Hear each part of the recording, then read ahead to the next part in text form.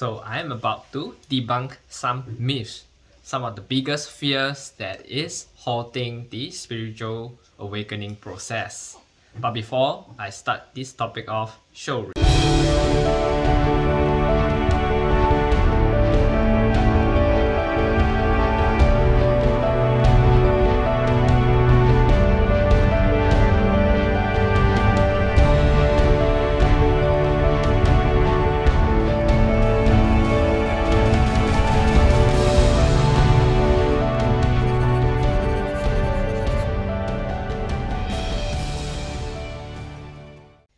Pranam, Namaste, my name is Garret.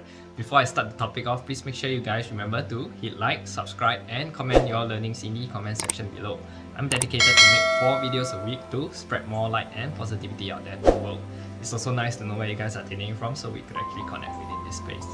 So without further ado, let's head into the topic of the biggest fears that is stopping the spiritual awakening process. Okay, at least for me, I'll be sharing some of those fears that I've actually went through with, and also some of those that I've heard from some of these people around me. Okay, so one of the biggest fears, point number 1, is that there's this afraid of who I'm going to become eventually.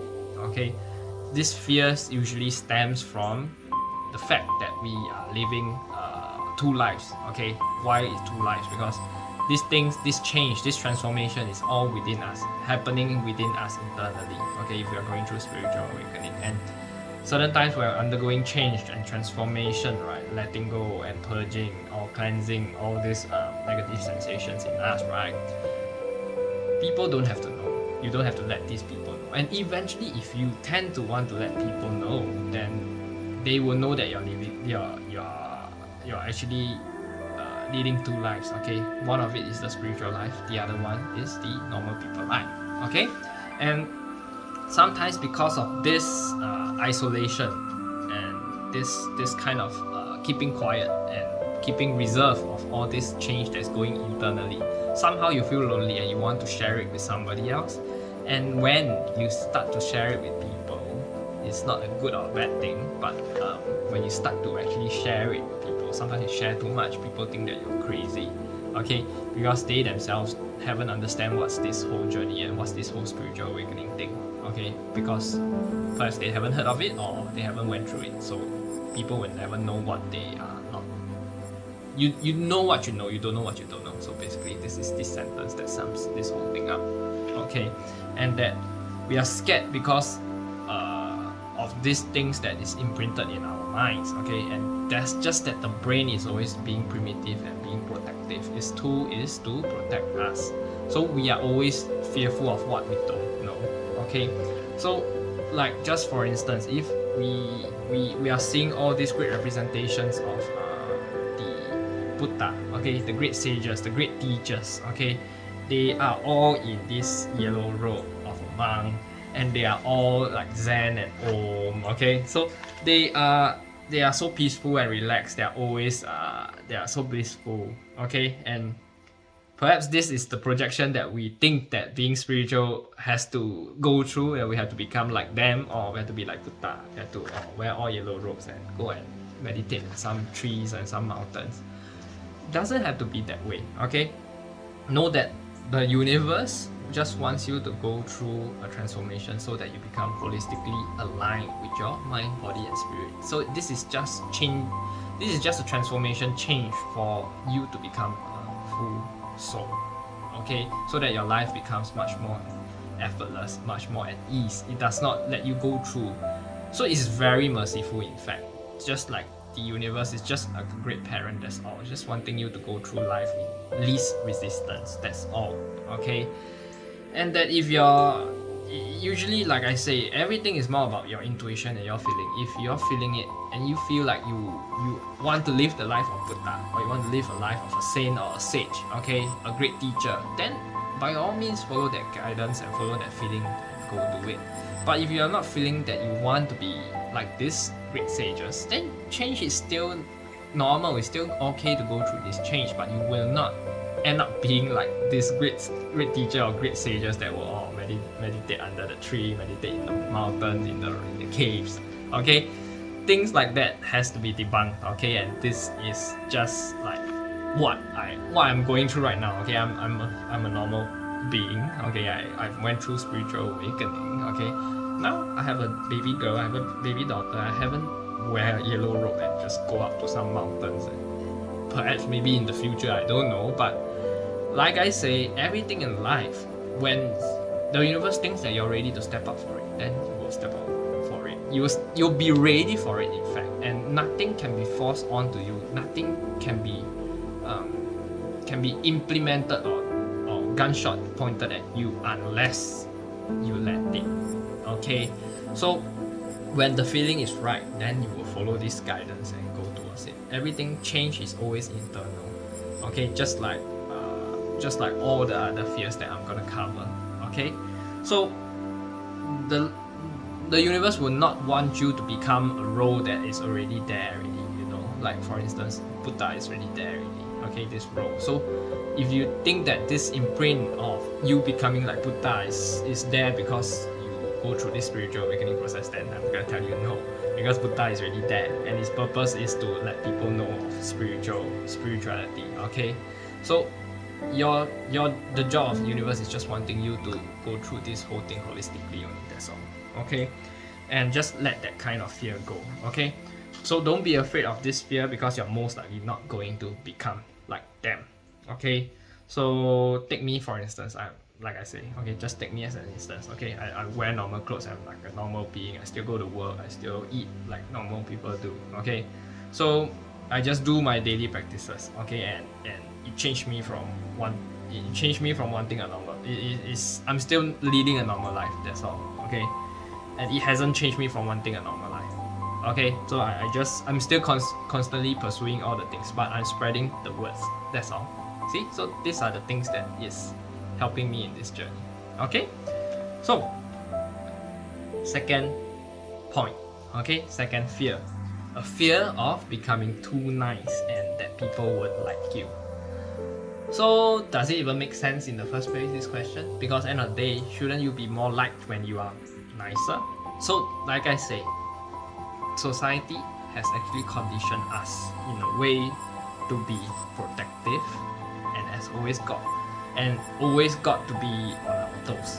Why do I say that? So when others be mean to us, it's natural that we have to be mean to them. But who says that? So in general, if you are nice, shouldn't people like you more? So of course, if you go through spiritual awakening, of course your wisdom is gonna grow as well. So if people bully you just because you're nice, then that means you are still not gaining enough wisdom. So it's something for you to work on. And if people bully you, is how you respond to this situation and allow forgiveness to happen, and also allow some wisdom to be input into their minds without having to go through anger, shaming them, guilt them, or so on and so forth. Okay, so this is a journey that you have to go through. The truth is, if you become nice, people will like you more. So basically just that. And it does not mean we lose our edge and our kinks and our quirks. So does not mean that I will not be angry. Okay, take for instance. So I'm still a human being, so I still have my quirks and kinks. I still can get angry. Okay, whenever people upset me to the fullest, I can still get upset. You see, it's just a matter of choice whether you want to let that anger take control over you. That's all. So spiritual awakening is just basically for you to know that you become aware, you become conscious of your emotions that's running through your system. And when with understanding of that emotion not taking control over you, perhaps you may not want to flare up again. So this is just that. You will only let go of the things in your life that no longer serves you. And if you think that it's still serving you, then you can hold on to it and don't let go. So simple as that. So if you think that anger is still serving you at this point, which most often is not serving you, okay? So if you're not letting it go, and if you think that you want to hold on to it, it's perfectly normal. Okay? So point number 2, debunk, huh? So point number 3, we think we are going to lose the thing that we love about ourselves. Okay, so that is a big no-no, huh? So I've got a question that ask about the job. Are you gonna change my? I'm gonna change. Will spiritual awakening cause me to change my nature of the job? Okay. So if you truly love your job, then nothing will change. Simple as that. Okay. So take for instance, there's this certain fears that we think that we love something so much, and that we project some kind of fear into the future, thinking that it may halt, or this fear can even halt our growth, okay, our progression, and we become hesitant. Okay, the truth in life is actually universe itself. You must know the universe is very merciful. Okay, God or universe or whatever name you want to call. Okay, is truly merciful and it's really kind. Okay, and that things are whatever things that are meant for you, you get. Basically just that. Okay, whatever is meant for you, you continue doing it and you will still get what you want. End of the day, that's it. Okay, and the things that you hold on dearly. Okay, so all your tendencies, your kinks and your quirks, your anger, okay, whatever that you want to keep within you, you want to hold on to, that it will still be there. Okay, ultimately it will still be there. Okay, so nobody or nothing can force you to change. Then the thing is, okay, there's this thing about a rose. Okay, let's take this example from a rose. A rose all has thorns, right? Okay, so when rose have thorns, then the rose can't naturally cut off its thorns by itself, right? The thorns is basically there just so that it makes the identity of the rose, right? Isn't it that way? Yeah. So basically is that the rose can't chop off its own thorns. The thorns is what makes the rose. Okay, so know this as an example of the things that is that you truly love in your life, like anger, cookiness, or whatever emotions that you've been holding on to, or anything that you like about your current identity. Okay, just so that everything is just an identity of your I. Okay, so those thorns are the things that make the rose. Okay, remember that. We can still basically be dicks if we want to be. Okay, we can still act out in craziness, or we can still be going out to party if we want to. Okay, it's just that it's just all boils down to that person. Okay, when a person is born to be a certain character, that person will always be like that kind of character. It's just that with spiritual awakening, they got some added boost of wisdom and knowledge, some guidance from the universe. That's all. Okay, it's not gonna change you entirely. If you want it to let it change entirely, then by all means follow that guidance, follow that feeling, and let it go. Okay, so know that whatever that's supposed to be taken away from you, okay, is basically not serving you anymore. Okay, and when you want to hold on to it, then it will not be taken away. However, when it's time for it to be taken away, you are ready for it. Okay, say for instance, just like anger. When you truly come to an understanding that anger is not serving you, then you will let go of anger. Same thing. Okay, so this is just the simplest understanding, and you will find that there's nothing really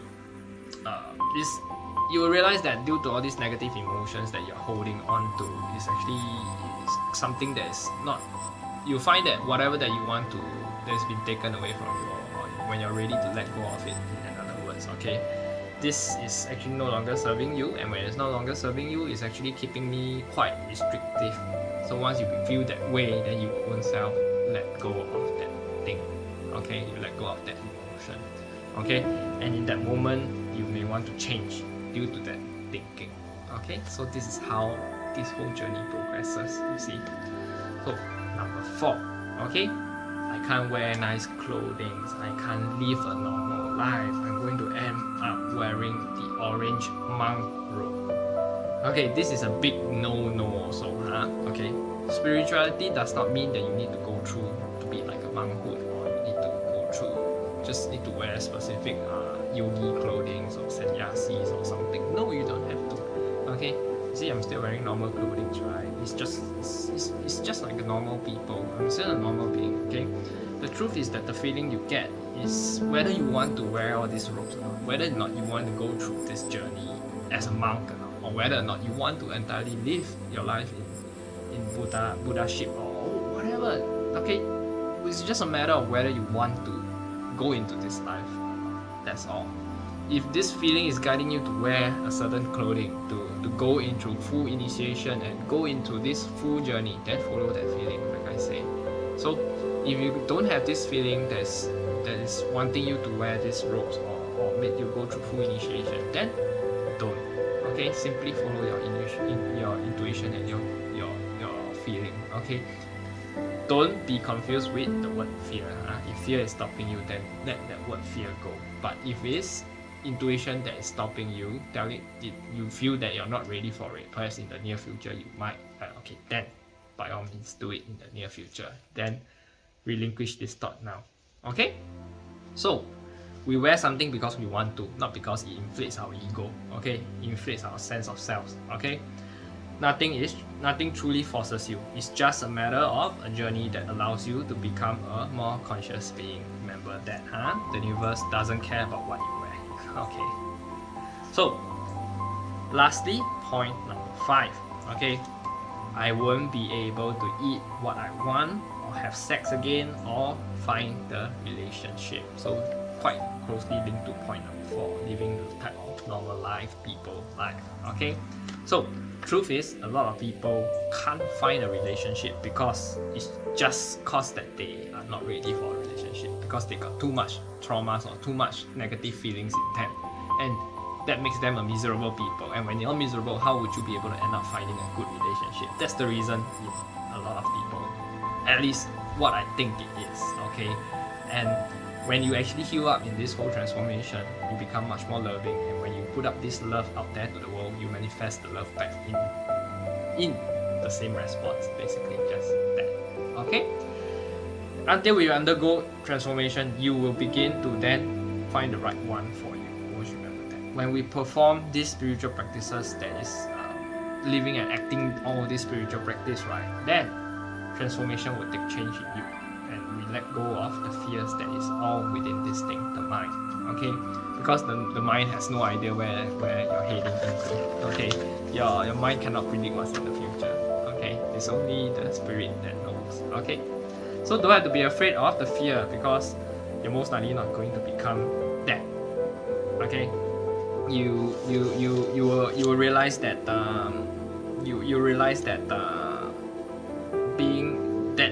being that you so afraid of, that becoming. Okay, like end of the day, you see all this, they're all closely linked to the image imprint that you told yourself. If you think that you just become like Buddha or some yogi, that become a monk or something because you go through spiritual awakening, then no, I'm not gonna tell you. I'm a living embodiment, so just look at me. I'm still doing whatever I'm doing. Okay, I'm still even use TikTok or YouTube. I'm doing all this. Why? How can I be a monk? Okay, that lives in the mountain. No, right? So know this, that everything is meant for you. Okay, and that if you, I'm also married with a baby girl, and who says I can't have sex? I still can have sex. Okay, the food part, about the food part, what you want to eat. Same thing. I become a vegan or become a vegetarian in my own will, not because I was forced to. It's because when your sensations, when you purge a lot more, you cleanse a lot more in your spiritual practice, you just feel, certain people will go through certain changes in their body. So when that change spark off sensitivity in your senses, that's where you tell yourself whether you want it or not. But look at it. In Thai Buddhism, right, the monks go out there and they get alms, right? They gather alms in the bowl, and they still eat meat, right? So in general, they still eat meat, seafood, or whatever they've been given. So who says that it's stopping them to progress in spiritual journey? No, they are still progressing. In fact, they're progressing far more further than what we spiritual awakening people also go through. You get what I mean? So it's not one thing. It's basically, like I say, a matter of whether or not you are ready for it to let it go. Basically, you want to hold on to it, then you will hold on to it. If you are ready for it to let go, you follow your feeling, follow this guidance, and then you will let go. Simple as that. Okay, don't let any fear stop you from this progression of your spiritual your whole spiritual journey. Okay, so I hope you learned something from this video, and if you do, please make sure you share your comments in the comment section. And I'm ending this video off. Pranam, namaste.